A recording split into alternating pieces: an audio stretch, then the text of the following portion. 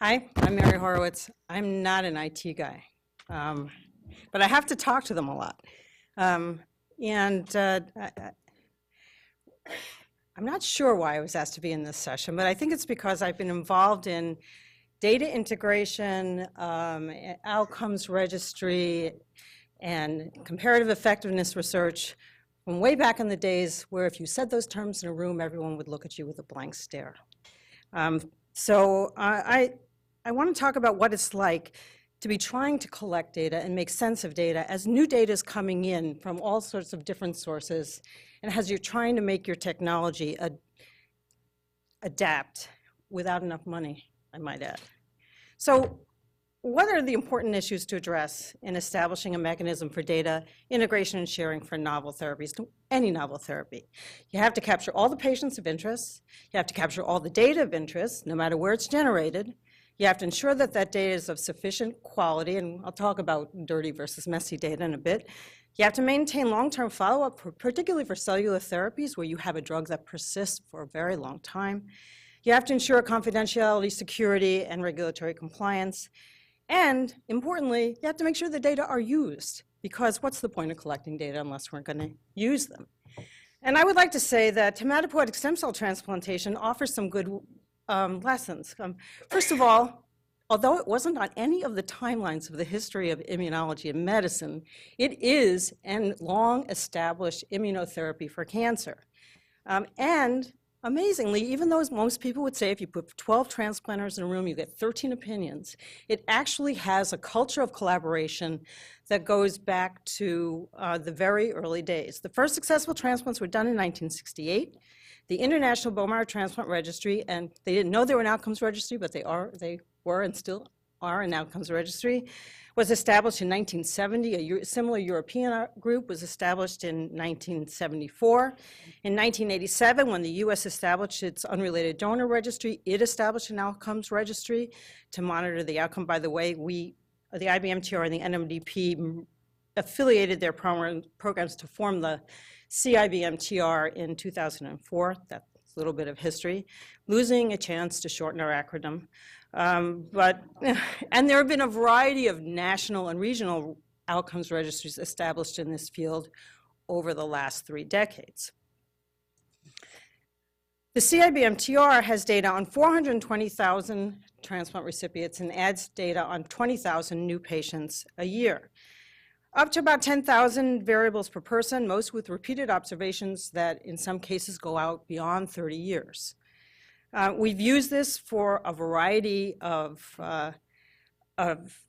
studies, the general types of which have evolved over time. 1985, we first got funding. That's when I started working with the IBMTR. Timing is everything. We also support a clinical trials network that uses this database to design and to do long-term follow-up on to design trials that have a very good track record of coming to completion. And we have a large repository of pre-transplant donor recipient specimens that is linked to this well-curated clinical data that's used for a variety of studies. And we have facilitated post-transplant collections of data that are also linked to the clinical data in our database. It's a population-based registry. It's not defined by participation in a clinical trial. It's defined whether someone got the procedure or not. There are no other eligibility criteria. You don't have to be in a certain kind of center or a certain kind of trial. In fact, we want all kinds of centers. We do have a requirement that you have to report all your consecutive cases, and we monitor that. It is longitudinal. We follow them for as long as the transplant center can keep their hands on them, which in some cases is a long time, in some cases not.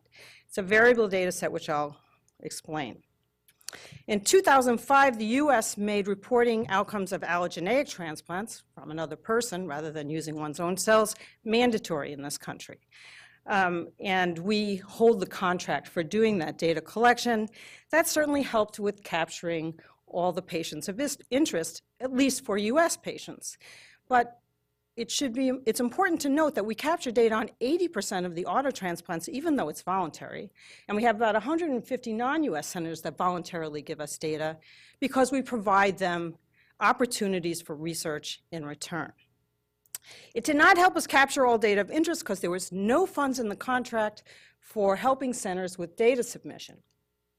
This is our data flow. We have a electronic data collection system. When I started, we had paper filled with identifying information that we then had to take black magic marker to cover up. We have a basic data set that includes all of the really necessary data fields for evaluating transplant outcome. It's used for an annual center-specific outcomes analysis, and so centers are very motivated to make it complete and accurate. It does not have all the data that one would want for all of the questions we would like to address.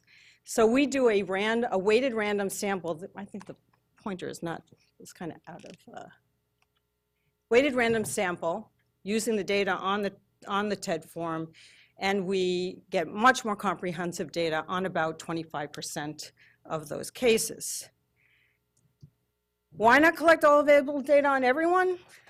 Because in most centers, data submission is a manual process.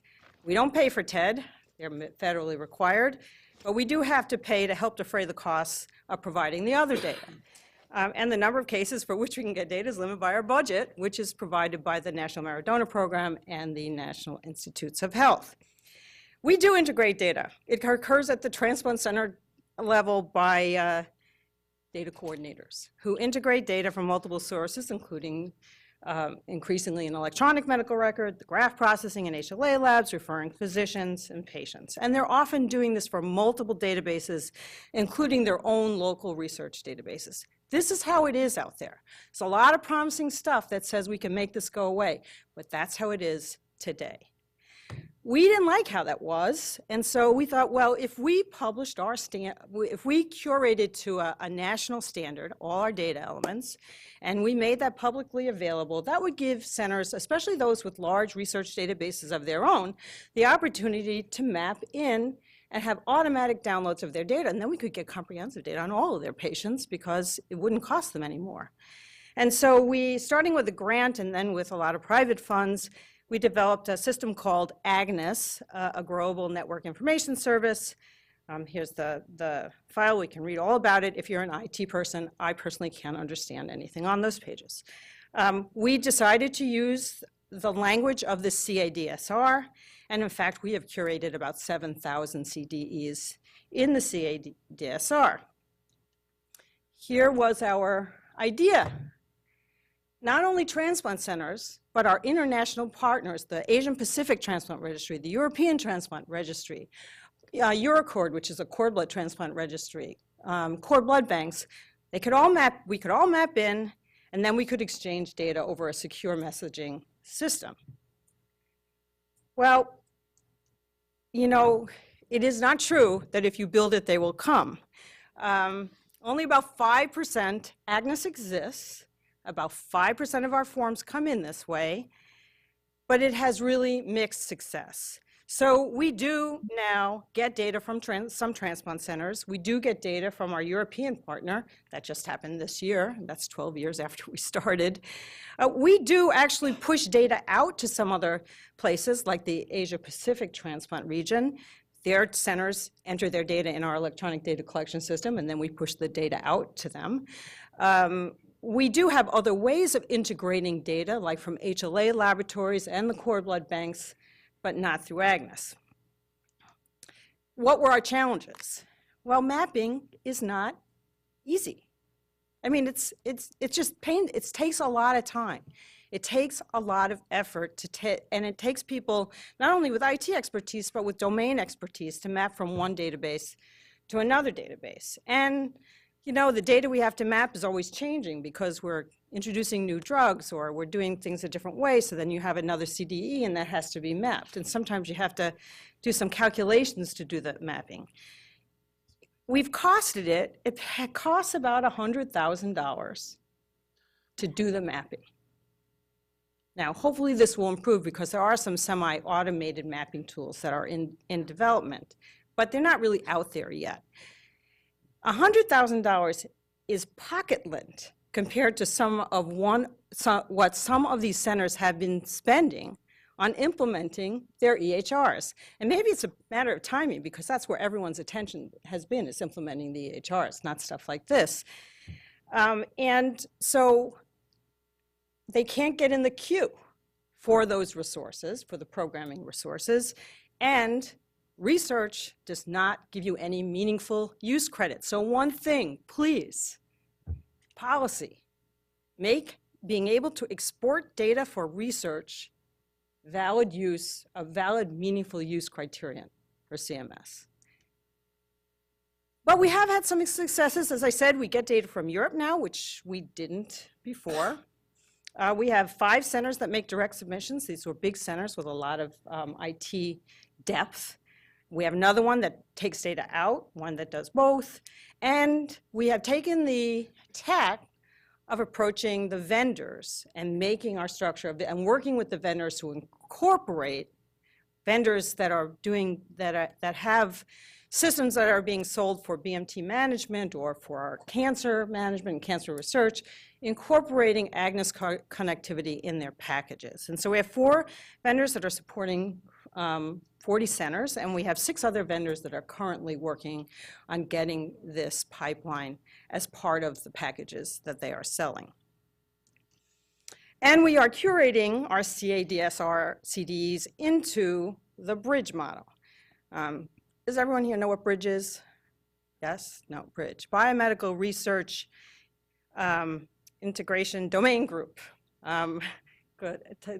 I always have to refresh myself on what all these acronyms mean. Sponsored by the NCI, CDISC, FDA, HL7, a domain-based model for reflecting the data that is used in cancer research. What we are hoping is that if we have our data elements, and we have about 2,500 of the 8,000 already in Bridge, curated in Bridge, then as other users are developing their map to Bridge for reporting to the FDA, for example, that we will have the byproduct of being able to easily map from there to our database. Of course, not the only sources of data. There are HLA typing laboratories, other genetic testing laboratories, both commercial and research, cord blood banks, donor and collection centers. We capture these data in a variety of ways for a subset of the transplants, and we do not ask transplant centers to enter those manually. We integrate them into our data warehouse. We have a format to receive these data, and we are constantly working on this database to receive data in different formats. Right now, we're actively working with FHIR,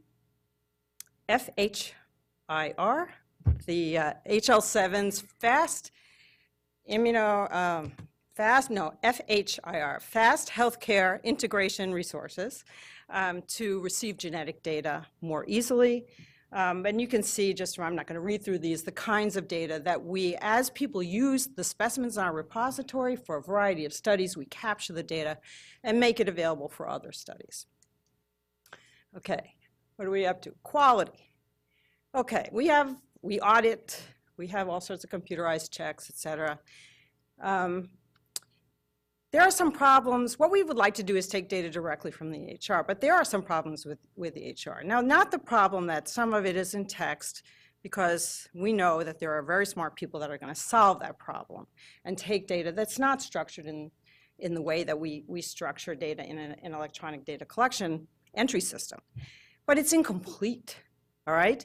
If it's not there, even Watson can't find it, right? And someone has to note it. Someone has to say, 30% of the skin was involved with graft versus host disease. Someone has to say, this is the comorbidity index at the start of treatment. Even computerized provider order entry systems are inaccurate. And there's a lot of inconsistencies. And if you don't think so, so we are working actually to standardize what data is captured by the EHR. And we're doing that by working primarily with Epic, because we're in Wisconsin, Epic's in Wisconsin. We have it is the market leader. And we are developing tools that we use CIBMTR defined data standards that are curated in CADSR and Bridge to capture key elements for BMT. There's a GVHD flow sheet that was released in Epic's foundation system in 2014. They're just releasing a BMT smart form. You have to work at the point of entry because you cannot, one thing about in a research protocol, you know what you have to capture and the coordinators hound you to capture them.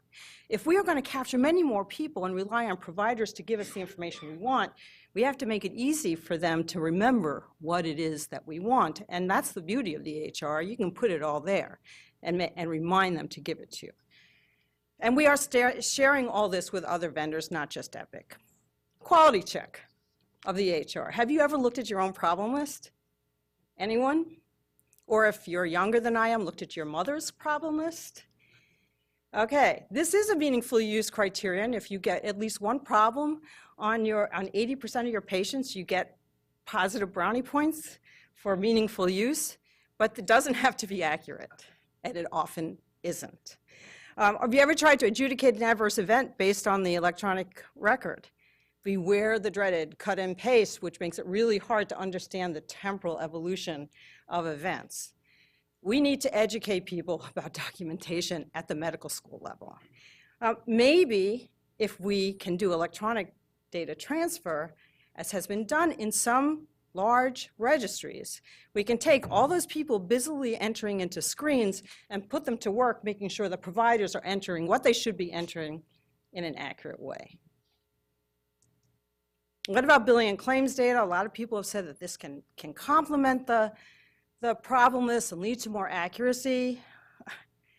I'm not so sure that the billing and claims data is the way to go. We just tried to do a study to look at the costs of AML in the year after AML diagnosis for patients who received either transplant or chemotherapy. We used the Truven database. It covers 25% of the covered lives in the US.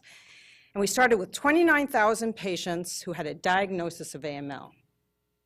We ended up with only 985 where we were sufficiently confident of the diagnosis and of the treatment path to allow analysis. We decided not to do the study, but we just submitted a paper talking about our experience. Some data still has to be hunted down by the transplant center because we have a fragmented healthcare system. That means patients move from one provider to the next without assurance that the data flows with them, as Eric pointed out. That's why you carry your data with you, right? Not everybody does. So we had this experience just recently in which there was a big quality project that was using claims data to assess compliance with certain COPE mandated quality parameters for treatment of cancer. And one of them is that all patients who are getting definitive surgery for breast cancer should have a needle biopsy first.